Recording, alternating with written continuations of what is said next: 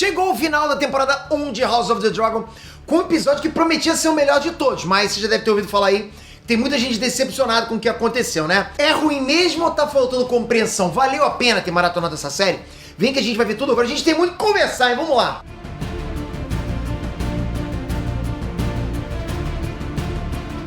Galera, antes de mais nada, olha essa novidade patrocinada e aprovada pelo Marvel Snap. Se prepara que agora é a nossa vez de batalhar pelo multiverso, porque já rolou o lançamento mundial do Marvel Snap. Pra quem não se ligou, o Marvel Snap é um game online de cartas no modo Player vs Player. E tem em português pra gente, hein? Então vem aqui comigo que eu vou te mostrar tudo agora. A primeira coisa que empolga nesse jogo é que os decks são irados. E você pode montar o seu já com seus personagens preferidos. Aí conforme você vai vencendo, dá pra você fazer upgrade nas cartas, né? Assim, quanto mais você ganhar nos locais de jogo, mais crédito você acumula pra atualizar seu deck. São 6 turnos com rodadas de 3 minutinhos cada. E você cria seus decks super poderosos. Consegue até blefar pra enganar o outro player. Você pode até dobrar a quantidade de cubos cósmicos. E se liga nesse diferencial. Os jogadores, eles jogam ao mesmo tempo, todos juntos. Pra quê? Pra você não perder a paciência esperando outro jogador, né? Porque é chatão, né? Enquanto o outro tá jogando, você fica assim, né? Agora não, todo mundo ao mesmo tempo. O lançamento mundial do Marvel Snap já rolou no dia 18 de outubro. Acabou de passar. E você pode baixar o jogo agora nesse link aqui embaixo. Eu já tô jogando. Tô mandando bem pra caramba, hein? Quero ver se mandar melhor que eu na estratégia. Vem me desafiar. René Strands, Peter aqui. Eu acho que eu nem sei mais como é que vai ser minhas noites de domingo agora sem House of the Dragon. Você também não tem esse sentimento? Tipo, a gente meio que fica órfão, né? A gente tava gostando tanto de acompanhar essa saga de maratonar isso tudo. Pô, foi tão bacana isso. Bom, o episódio 10 se chama A Rainha Preta e ficou totalmente centrado na Rhaenyra. E tudo virou de cabeça pra baixo. A Rhaenyra perdeu tudo de uma vez. O pai, a coroa, perdeu 2 filhos. E perdeu a paz, né? Mas ela ganhou aliados, a coroa do pai dela e uma guerra pra comandar. O episódio final trouxe uma enxurrada de referências a outros episódios. Teve evolução de personagens, construiu tensão o tempo todo, como não poderia deixar de ser, né?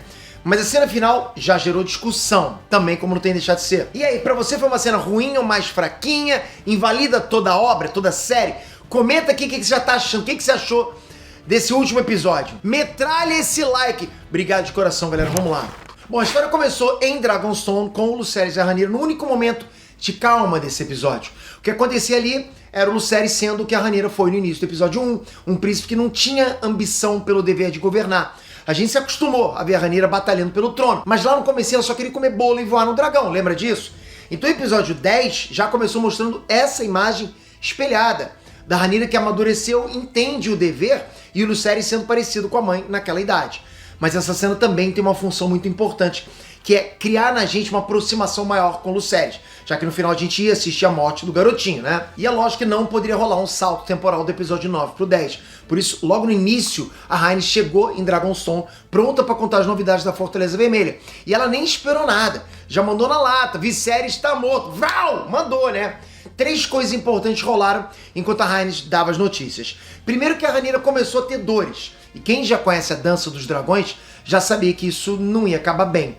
Segundo, o Daemon lavou a alma da gente, né? Questionando a Rhaenys do porquê ela não incendiou todo mundo com o dragão dela durante a coroação. Por que ela não fez isso, né?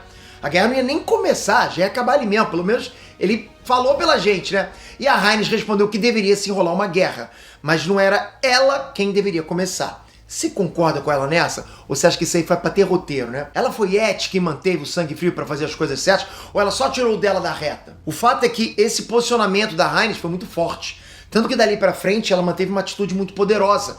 Tanto que ela nem se curvou pra Rhaenyra durante a coroação. Mas mesmo assim ela tava ali como o braço direito do poder da rainha. Percebeu isso? Bom, voltando pra Rhaenyra, esse foi um momento de puro caos. Primeiro que ela ficou sabendo que o pai tinha morrido. E todo mundo sabe que ela e o pai eram muito ligados. Mas ela nem teve tempo de sofrer pelo luto do pai, porque ela também perdeu o lugar dela como rainha dos 7 reinos. E quem traiu ela foi a ex-melhor amiga e os irmãos. Pô, é muito pesado, né? Além disso, ela começou a sentir as dores do parto muito antes de ser o tempo certo do bebê nascer. Pra completar, né, passar a régua, também teve a notícia que os verdes iriam vir atrás dela e dos filhos. E além disso, ela tinha que se preocupar com decisões de guerra. Galera, é muita coisa ao mesmo tempo, para e pensa, né? Mas piora, né? Porque se a gente achou que no episódio 1 o parto da Rainha Aemma tinha sido pesado, traumático, o parto da Rhaenyra no episódio 10 foi pior. Porque dessa vez a produção não poupou a gente de ver dos detalhes lá. A gente tinha sido poupado antes, agora não. Na boa, galera, ninguém em sã consciência quer ver uma criança, né, nascendo daquele jeito, caindo no chão. Tá difícil, hein? E a Rhaenyra batalhou sozinha nesse parto, né? Como a mãe dela tinha dito no episódio 1, que o parto era o campo de batalha das mulheres. Ela não aceitou ajuda de ninguém. Tirou o bebê com as próprias mãos e no final ela mesma preparou o corpo do bebê dela. Pesado. A Rhaenyra estava num clima de centralização total. Tudo tinha que ser ela, tanto nas decisões quanto nas ações. E se esse parto sangrento foi, tipo, horrível de assistir, foi, né? Em nível de produção, essas cenas da Rhaenyra foram impecáveis. E a cremação do bebê da Rhaenyra fez um espelhamento com o primeiro episódio. Na cremação da mãe e o irmãozinho dela, né? Eles estão sempre fazendo essas coisas, né? Mostrando pra gente esses detalhes, esses espelhamentos de cenas. Se a gente analisar, o Daemon e a Rhaenyra estavam lá no episódio 1. E foi o Daemon que incentivou a Rhaenyra a ser forte naquele momento. Agora eles estavam lá juntos de novo, né? Na mesma situação, digamos assim. Só que agora os dois ocupavam o lugar do Viserys nesse funeral. E é por essa camada que a cena da coroação da Rhaenyra ficou mais profunda. Porque o funeral foi interrompido por um cavaleiro que trouxe a coroa do Viserys e jurou lealdade a ela. Essa questão das coroas é muito simbólica. A Rhaenyra ficar com a coroa do pai dela é a imagem da herança por direito. Ela era a filha prometida do trono. Então, ficar com a coroa do pai é uma questão de continuidade, de legitimação, né? Já o Aegon II ter sido coroado com a coroa do Aegon Conquistador já passa uma imagem de projeto de dominação. Pensa só, os conquistadores são o quê? São invasores que tomam alguma coisa de alguém. E foi exatamente o que o Aegon II fez com a irmã.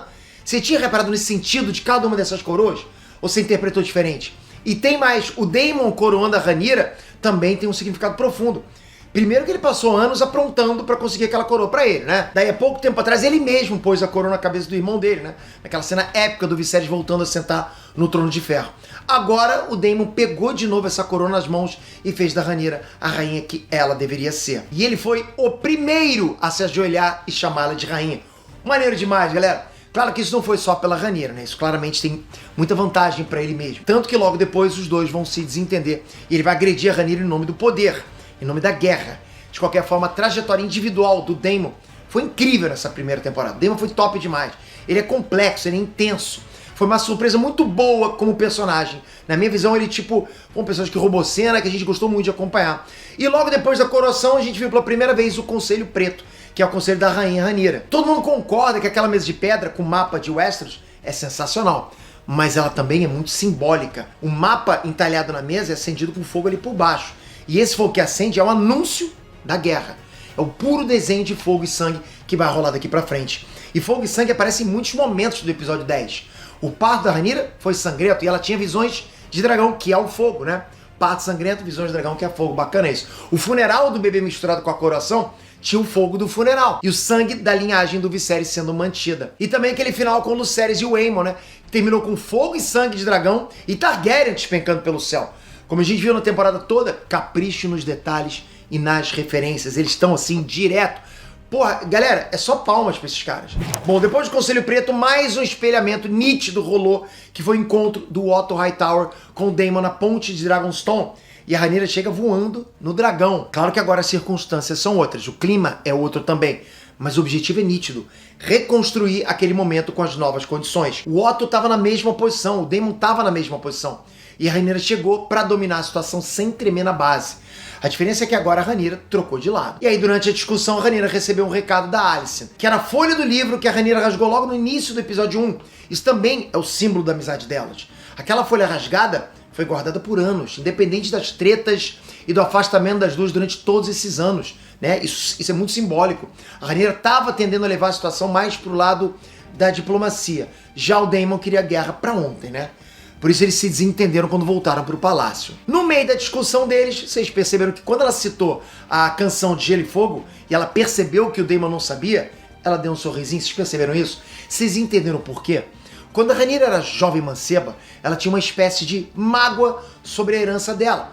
Mais de uma vez ela disse que sentia que o pai dela não tinha escolhido ela, que a herança só aconteceu porque o Viserys renegou o Daemon. Lembra disso? Pois é.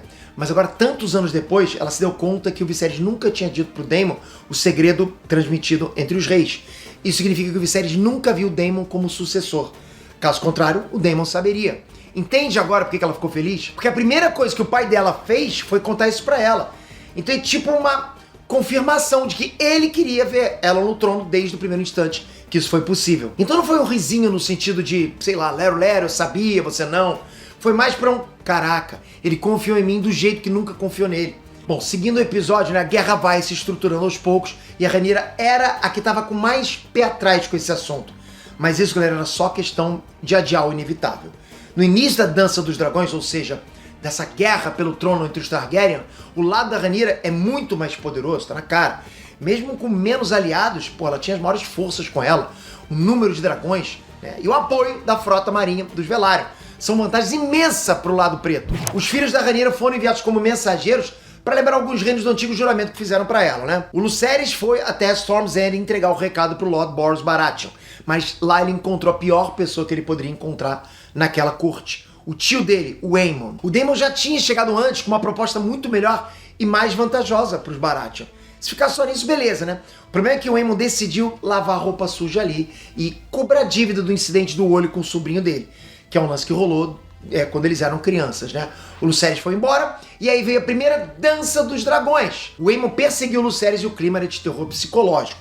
É óbvio que o Aemon não queria matar o Lucerys, ele queria assustar, machucar, matar não, né? Até porque o Aemon não era burro, né? Ele sabia o quanto seria grave se isso acontecesse. Então a série deu aquela adaptada, fazendo como se o Vhagar, né, o dragão do Aemon, tivesse tomado a atitude de despedaçar o Arrax, né, o dragão do Lucerys. E com isso o príncipe virou picadinho também. Pra reforçar esse infortúnio, digamos assim, né, a série deixou bem claro o Aemon tentando controlar o dragão e no fim a cara de né, que ele fez lá depois que viu os pedaços do Arrax e o Lucerys caindo. E a temporada acabou com a Rhaenyra recebendo a notícia da morte do Lucerys. O mais legal é que em momento nenhum a gente teve o áudio dessa conversa. Mas é nítido que foi isso que aconteceu. E eu gosto muito quando a série confia na nossa compreensão. Acho bacana demais, né? A gente não é burro pra não saber o que tá acontecendo. E nesse momento a Rhaenyra fez uma expressão de quem realmente assumiu a guerra. E daí pra frente vai jorrar sangue, fogo, sem limite. Acabou a passividade e acabou a diplomacia. Teve gente que achou esse final frouxo, muito aberto e tal. Eu adorei, de verdade. É claro que a história ainda tem muito pra mostrar, mas pra mim não foi anticlímax de jeito nenhum. Foi sim um gancho gigantesco pro que vem pela frente. É como se fosse o fim de um ciclo e o início de outro. Pra mim tá explícito isso. E por isso a própria narrativa e a montagem do episódio 10 foi tão cíclico por si só, né? A temporada 1 começou e terminou com a Rhaenyra. Ela narrou o prólogo da série no primeiro episódio e foi coroada rainha no último episódio. Então tem toda uma simbologia, né, dessa coisa cíclica. Fora isso, durante toda a temporada, a Rhaenyra teve uma jornada individual que começou de um jeito e mudou exatamente na última cena. Se vocês lembrarem, a Rhaenyra se inspirava muito no Viserys. Foi o tempo todo a Rhaenyra agindo a partir do pai dela. Seja, sei lá, pra orgulhar ele, né, pra confrontar ele, pra aprender, pra obedecer. Era tudo com fim nele. Até então, ela foi preparada para ser uma rainha nos moldes do Viserys, né, como o Viserys queria. E ela até demonstrou isso depois que ela foi coroada no episódio 10. Ela falou que era o dever dela seguir com o reino em paz com o pai dela, como o pai dela fez, né? Mas a última cena da temporada 1 foi justamente a Rhaenyra abandonando o modelo do pai dela e assumindo a guerra depois da morte do Lucerys. Agora sim, daí pra frente, a gente vai ter a Rhaenyra reinando como ela quiser. Agora sim. Sem o compromisso de dar continuidade ao que o Viserys ensinou, a como ele queria, como ele modelou ela. Por isso, assim, no meu entendimento, a temporada acabou ali. Porque dali pra frente é outro grande capítulo no desenvolvimento da Rhaenyra. Mas a gente vai ter que esperar, né, pela segunda temporada que já foi confirmada pra começar a ser gravada agora, em 2023. Não tá decidido se a estreia vem ainda em 2023 ou se vai ficar pra 2024. Mas, porra, eu quero pra ontem isso aí. Eu falei pra vocês, fiquei órfão disso aí. Gostei demais. O que vocês acharam? Comenta aqui embaixo o que vocês acharam desse final. Foi o que vocês estavam esperando. O que vocês esperam pra segunda temporada? Estão animados pra segunda temporada? Comenta também e tamo junto. Entra nesse like, se inscreve aqui no canal, ativa o sininho, porque eu vou continuar trazendo qualquer novidade.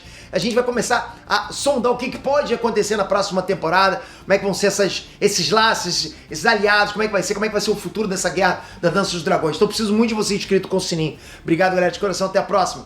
Fui!